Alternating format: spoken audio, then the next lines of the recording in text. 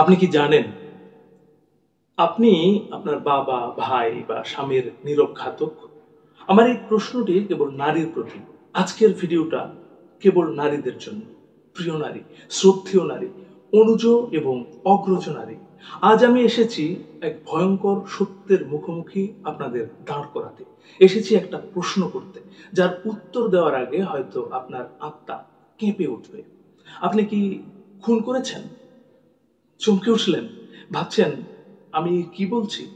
আপনি তো সামান্য একটা পিঁপড়াও মারেন না। কিন্তু আমি যদি বলি আপনি এতদিন প্রতি মুহূর্তে আপনার ভালোবাসার পুরুষটিকে একটু একটু করে খুন করেছেন, আর তার আত্মাকে, তার অনুভূতিগুলোকে জীবন্ত কবর দিয়েছেন, কি এবার কি আতঙ্ক হচ্ছে? গা শিউরে উঠছে? ওঠারই কথা। কারণ এই খুনের অস্ত্র কোনো ছুরি বা বন্দুক নয়। এই খুনের অস্ত্র হলো আপনার প্রত্যাশা, আপনার দেয়া পুরুষ নামের এক বিষাক্ত তকমা। তবে শেষবার আপনার স্বামীর চোখের দিকে তাকিয়ে জিজ্ঞেস করেছেন, সারাদিন এই দৌড়াদৌড়ি দৌড়ঝাঁপের মধ্যে তুমি কি ক্লান্ত? তোমার কি একটু বিশ্রাম দরকার? করেননি। আপনি জিজ্ঞেস করেছেন আজকের ডিলটা ফাইনাল হলো? প্রমোশনের খবর কি? অমুকের স্বামী তো গাড়ি কিনলো, আমাদেরটা কবে হবে? আপনি আপনার বাবাকে জিজ্ঞেস করেননি, বাবা রিটায়ারমেন্টের পর তোমার একা লাগে না? তোমার কি আমাদের সঙ্গে গল্প করতে ইচ্ছে করে? আপনি শুধু তার কাছ থেকে মাসের শেষে পেনশন বা জমানো টাকার হিসাব নিয়েছেন। আপনি আপনার ভাইকে বলেননি চাকরিতে চাপ বেশি যাচ্ছে, সব ছেড়ে একদিন বেরিয়ে পড়বি আমার সাথে, তোর পছন্দের জায়গায় ঘুরতে যাব। আপনি তাকে তুলনা করেছেন পাশের বাড়ির সফল ছেলেটার সাথে, যার মোটা মাইনের চাকরি আছে। কেন এমন করেন আপনারা? কারণ আপনাদের চোখে পুরুষ মানেই একটা টাকার মেশিন, একটা অনুভূতিহীন রোবট, যার একমাত্র কাজ পরিবারের চাহিদা মেটানো, যার একমাত্র সার্থকতা তার ব্যাংক ব্যালেন্সের অঙ্কে।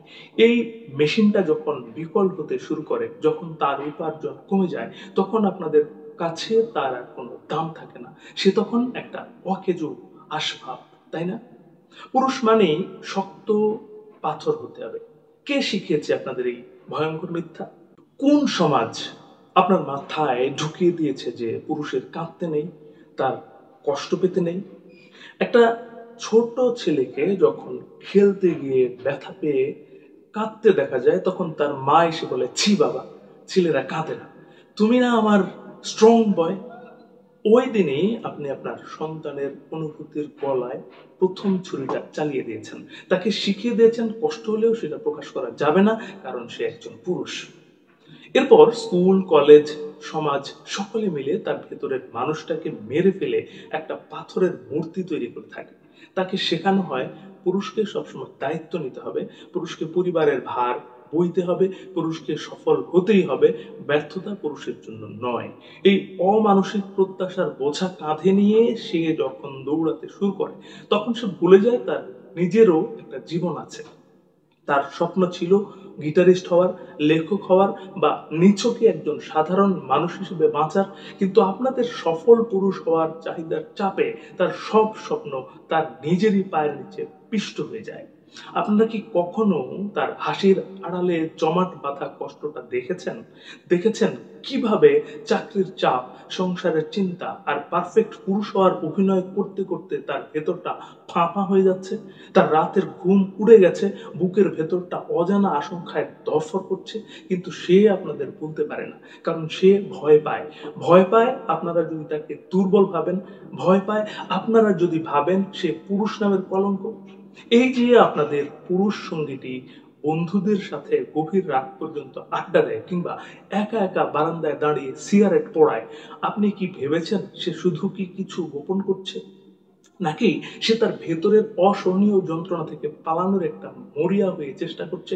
আপনি কি তাকে দোষারোপ করেন, তাকে দায়িত্ব জ্ঞানহীন বলেন, কিন্তু এই একবারও কি তার কাঁধে হাত রেখে তাকে জিজ্ঞেস করেন না, কি হয়েছে তোমার, আমাকে বলো, আমি শুনবো? আপনারা চান একজন পুরুষের চওড়া কাঁধ, যেখানে মাথা রেখে নির্ভর হওয়া যায়। কিন্তু কখনো কি ভেবেছেন ওই কাঁধটারও বিশ্রাম প্রয়োজন হয়? ওই মানুষটারও এমন একটা আশ্রয় দরকার যেখানে সে কোনো ভনিতা ছাড়াই শিশুর মতো করে কাঁদতে পারে? পারেননি। আপনারা তাকে সেই আশ্রয়টুকু দেননি। যখনই সে তার কষ্ট প্রকাশ করতে চেয়েছে, আপনারা তাকে বলেছেন, কি মেয়েদের মতো ন্যাকা কান্না করছো? সমস্যা সবারই থাকে, শক্ত হও। এই শক্ত হও কথাটা একটা বিষাক্ত ছুরি। এই ছুরি দিয়ে আপনারা প্রতিদিন তার ভেতরের সত্তাটাকে ক্ষত বিক্ষত করেন। সে একসময় প্রকাশ করাই বন্ধ করে দেয়। তার সমস্ত হতাশা, কষ্ট আর অপমান সে নিজের ভেতরে পুষে রাখতে শুরু করে। ভেতরটা তার হয়ে ওঠে অনুভূতির কবরস্থান। আর তারপর তারপর একদিন আপনারা দেখেন মানুষটা কেমন চুপচাপ হয়ে গেছে, আগের মতো হাসে না, কথা বলে না। আপনারা ভাবেন সে বদলে গেছে, অহংকারী হয়ে গেছে। আপনারা তার থেকে মানসিক দূরত্ব তৈরি করেন। অথবা একদিন আপনারা খবরের কাগজে পড়েন পারিবারিক অশান্তি বা ঋণের দায়ে যুবকের আত্মহত্যা। আপনারা দীর্ঘশ্বাস ফেলে বলেন, ইস, লোকটা কি বোকা, আত্মহত্যার আগে একবারও পরিবারের কথা ভাবলো না। ভুল, চরম ভুল ভাবছেন। সে পরিবারের কথা ভাবতে ভাবতে নিজেকে শেষ করে দিয়েছে। সে ভেবেছে যে টাকার মেশিনটা খারাপ হয়ে গেছে, সেটার বেঁচে থেকে আর কি লাভ। যে শক্ত পাথরটা ভেঙে গুঁড়ো হয়ে গেছে, সেটার আর কি প্রয়োজন। সে ভেবেছে তার এই ব্যর্থ জীবনের চেয়ে তার মৃত্যুটাই হয়তো আপনার জন্য, আপনাদের জন্য বেশি শান্তির হবে। তার আত্মহত্যার জন্য দায়ী কে? ওই লোকটা, নাকি আপনি?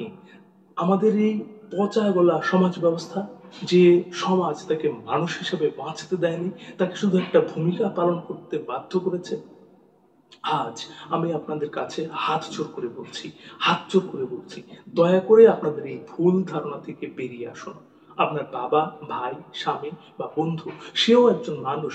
তারও কষ্ট হয়, তারও কান্না পায়, তারও ব্যর্থতায় ভেঙে পড়তে ইচ্ছে করে। তাকে টাকার মেশিন বা পাথর বানাবেন না। তার উপার্জন দিয়ে তাকে বিচার করবেন না। তার সফলতার মাপকাঠি দিয়ে তার মূল্য নির্ধারণ করবেন না। তাকে তার মতো করে বাঁচতে দিন। তাকে তার অনুভূতি প্রকাশ করার সুযোগ দিন। তাকে বলুন যে তুমি সফল হও বা ব্যর্থ হও, তুমি যেমনই থাকো, তোমার পাশে আমি আছি। আজ রাতে বাড়ি ফিরে আপনার কাছের পুরুষটির চোখের দিকে তাকান। দেখুন ওই হাসির মুখোশের আড়ালে কতটা ক্লান্তি, কতটা যন্ত্রণা লুকিয়ে আছে। শুধু একবার তাকে জড়িয়ে ধরে জিজ্ঞেস করুন, তুমি সত্যি ভালো আছো তো?